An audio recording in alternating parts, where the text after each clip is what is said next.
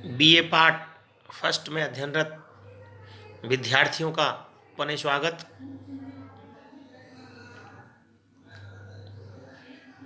पिछली क्लास में हम लोगों ने प्लेट विवर्तनिकी सिद्धांत की चर्चा की थी और प्लेट विवर्तनिकी सिद्धांत को पढ़ा था।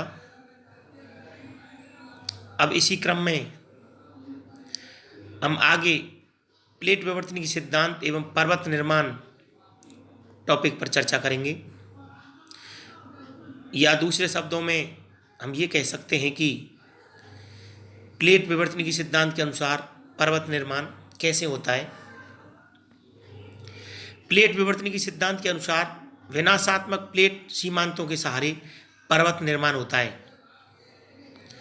अर्थात प्लेट टेक्टोनिक जो सिद्धांत है वो ये कहता है कि समस्त घटनाएं तीन प्लेट सीमांतों के सहारे होती हैं: विनाशात्मक प्लेट सीमांत, रचनात्मक प्लेट सीमांत और संरक्षित प्लेट सीमांत। लेकिन पर्वत निर्माण की बात यह सिद्धांत विनाशात्मक प्लेट सीमांतों के सहारे ही करता है। प्लेटों के अभिसरण की निम्न दशाएं हो सकती हैं, अर्थात विनाशात्मक प्लेट जो सीमांत होते हैं उसमें दो प्लेटें आपस में एक दूसरे की तरफ अभिसरित होती हैं। उनमें तीन परिस्थितियां हो सकती हैं: महाद्वीपीय महासागरीय प्लेटों का अभिसरण, महाद्वीपीय प्लेटों का अभिसरण और महासागरीय प्लेटों का अभिसरण। इसमें नंबर एक है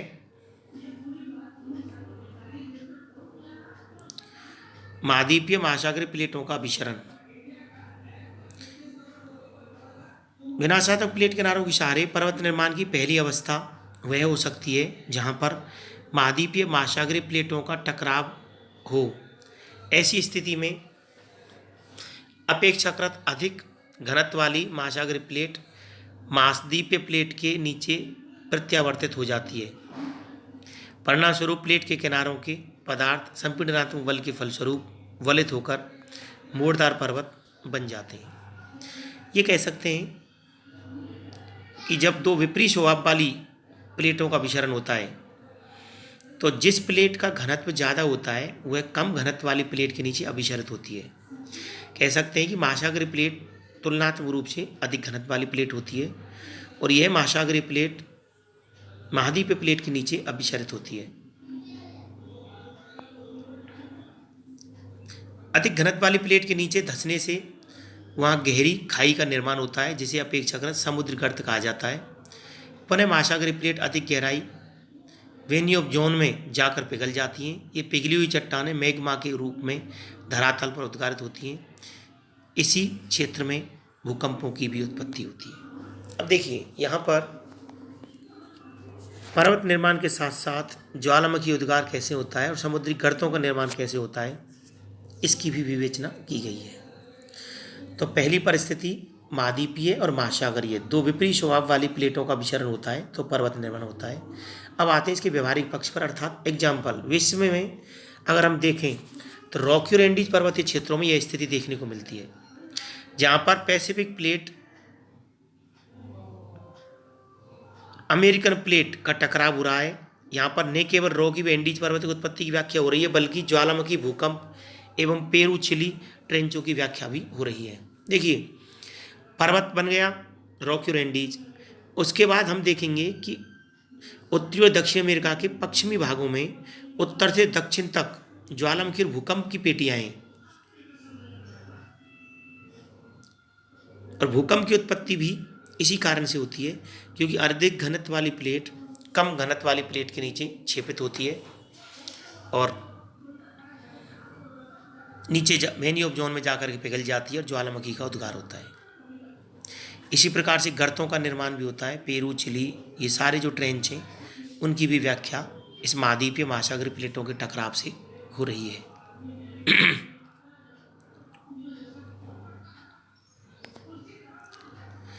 महाद्वीपीय प्लेटों का अभिसरण, अर्थात दो प्लेटें जो महाद्वीपीय हों, स्थलीय प्रकृति की हों।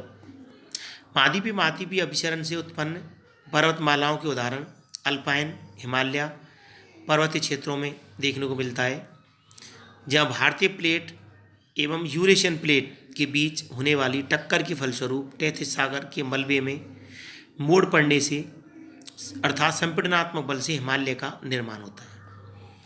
अब देखिए, अगर हम हिमालय क्षेत्र की उत्पत्ति की बात करें तो यहाँ पर पहले पूर्व में तैथिस सागर था, ऊपर यूरेशियन प्लेट और नीचे इंडियन प्लेट। ये दोनों प्लेटें आपस में टकराई, अभिसरित हुई, और इस अभिसरण से दोनों की टक्कर से संपीड़नात्मक बल से जो अवसाद था तैथिस सागर का, वो हिमालय पर्वत के रूप में बदल गया।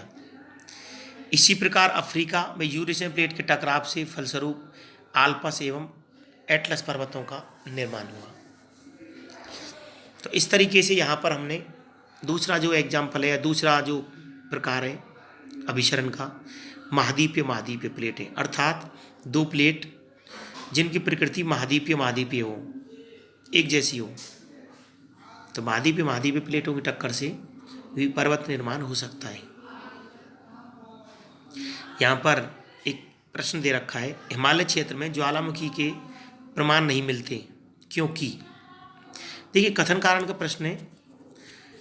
हिमालय क्षेत्र में भूकंप तो आते हैं लेकिन ज्वालामुखी नहीं आते, क्यों? एक कारण दे रखा है, भारतीय प्लेट का प्रत्यावर्तन अधिक गहराई पर नहीं हुआ है, काफ़ी कम गहराई पर हुआ है। देखिए, जब विपरीत स्वभाव की प्लेटें होंगी तो उनके घनत्व में भी अंतर रहेगा, और घनत्व में अंतर रहेगा तो अधिक घनत्व वाली प्लेट का सबडक्शन होगा कम घनत्व वाली प्लेट के नीचे। लेकिन जब दो प्लेटें समान स्वभाव की हैं तो उनके घनत्व में ज़्यादा अंतर नहीं होने की वजह से सबडक्शन अधिक गहराई पर नहीं होता, जिसकी वजह से चट्टानें पिघल नहीं पाती और ज्वालामुखी का निर्माण नहीं हो पाता। और दूसरा कारण है, इस पर्वतीय क्षेत्र की ऊंचाई काफ़ी अधिक है। ये भी एक बहुत बड़ा रीज़न है कि हिमालय क्षेत्र है जो विश्व का सबसे बड़ी चोटी भी इसी एरिया में है। तो हिमालय क्षेत्र में भूकंप तो आते हैं लेकिन ज्वालामुखी नहीं मिलते प्रमाण। इसके दो कारण हैं, एक तो दोनों प्लेटों का या यूरेशियन और इंडियन प्लेट का समान स्वभाव का होना या स्थलीय प्रकृति का होना, जिसके परिणाम स्वरूप सबडक्शन अधिक गहराई पर नहीं हो पाता, और दूसरा है हिमालय की ऊंचाई अधिक होना, और तीसरा है अभिसरण का प्रकार महासागरीय प्लेटों का अभिसरण। दो महासागरीय प्लेटों के टकराव से एक सागरीय प्लेट दूसरी सागरीय प्लेट के नीचे क्षेपित हो जाती है। इसमें उत्पन्न संपीड़नात्मक बल से दीप तोरण तथा दीपीय चाप के पर्वत उत्पन्न होते हैं। जैसे जापान के दीपीय पर्वत, फिलीपीन चाप, मेरियाना चाप, हिंद महासागर के उत्तरी पूर्व दीप तोरण एवं दीपीय चाप इसी प्रकार उत्पन्न हुए हैं। अब इसका व्यवहारिक पक्ष है, इस प्रकार की स्थिति का उदाहरण जापान चाप के रूप में देखने को मिलता है। महाद्वीपों एवं इन चापाकार द्वीप समूह के बीच छिछले सागर मिलते हैं, जिन्हें पृष्ठ चाप बेसिन कहा जाता है। जापान सागर पृष्ठ चाप बेसिन का उदाहरण है। प्रत्येक चाप के महासागरीय किनारे की तरफ गहरे ट्रेंच पाए जाते हैं। प्रत्यावर्तक प्लेट की अधिक गहराई में जाकर पिघलने से ज्वालामुखी क्रिया होती है एवं ज्वालामुखी पर्वत भी बनते हैं, जैसे फ्यूजियामा पर्वत जापान में स्थित है, इसका उदाहरण है। इन क्षेत्रों में भूकंप भी आते हैं, जैसे जापान हुंसू द्वीप, जापान सागर तथा जापान खंड के मध्य स्थित है। इस पूरे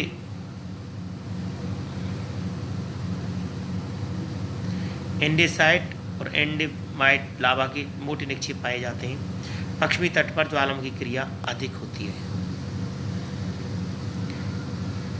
इस द्वीप की उत्पत्ति निम्न प्रकार से हुई। प्लेटों के संचलन के कारण पैसिफिक प्लेट का किनारा जापान द्वीप के पूर्वी भाग की ओर महासागरीय क्रस्ट के नीचे क्षेपित हो गया। फलस्वरूप जापान खंड का निर्माण हुआ। क्षेपित सागरीय क्रस्ट 100 किलोमीटर नीचे गहराई तक पहुंचने पर अधिक ताप के कारण पिघलती है तथा उसे उत्पन्न मैग्मा ऊपर की ओर उठने लगता है। इसी कारण जापान द्वीप के पश्चिमी भाग में आज भी तीव्र ज्वालामुखी क्रियाएं होती हैं। तो इस तरीके से हमने आज पढ़ा कि प्लेट विवर्तनिकी सिद्धांत के अनुसार पर्वत निर्माण कैसे होता है।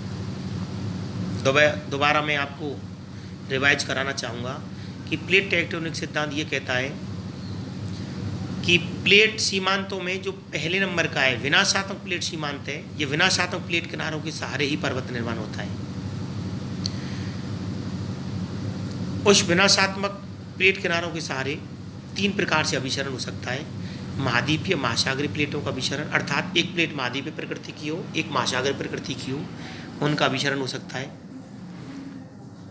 एक महाद्वीपीय प्रकृति की प्लेटें हो सकती हैं, एक महाद्वीपीय और दूसरी भी महाद्वीपीय, और तीसरा सागरीय प्रकृति की प्लेटों का अभिसरण हो सकता है। तो 3 प्रकार का अभिसरण बताया और इन तीनों में हमने एग्जाम्पल दिए। पहले में जैसे महाद्वीपीय महासागरीय के एग्जाम्पल में रॉकी इंडीज, महाद्वीपीय प्लेटों का अभिसरण में हिमालय क्षेत्र, आल्प्स पर्वत, एटलस पर्वत इत्यादि, और सागरीय प्लेटों का अभिसरण में एक तरफ फिलीपींस द्वीप, जापान द्वीप इत्यादि। तो मुझे आशा ही नहीं अब तो पूरा विश्वास है कि आप सभी विद्यार्थियों ने प्लेट टेक्टोनिक सिद्धांत को घर पर भी पढ़ा होगा। किताब से भी एक बार इसकी विवेचना कीजिए और इसको समझिए, समझने लायक है। ये सिद्धांत न केवल पर्वत निर्माण बताता है, ये ज्वालामुखी, भूकंप, सुनामी, जितने भी भूभौतिकी से संबंधित घटनाएं हैं उन सब की व्याख्या प्लेट टेक्टोनिक सिद्धांत के अनुसार की जा सकती है। तो आज के समय का बहुत ही इम्पोर्टेंट सिद्धांत है। आप सभी विद्यार्थी इसको किताब से भी पढ़िए और जब भी आगे क्लास ऑफलाइन मोड में कॉलेज में हम क्लास लेंगे उसमें अपन बात करेंगे। आपको बहुत बहुत धन्यवाद। Thank you so much.